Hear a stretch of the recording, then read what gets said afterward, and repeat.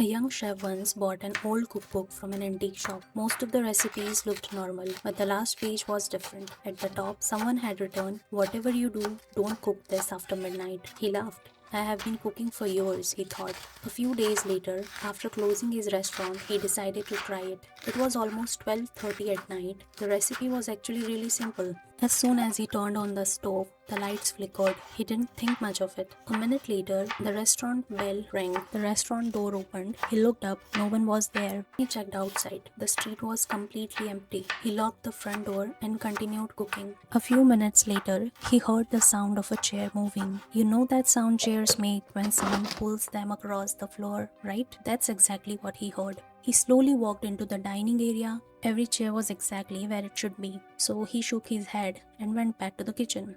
Just as he picked up the pan, he heard it again. This time, not one chair, several of them. He rushed back into the dining room and he froze. Every single chair had been pulled out from the tables, like people had just sat down. His heart started racing. He looked around. There wasn't a single person in the restaurant. Then he heard someone whisper very softly, "We are waiting."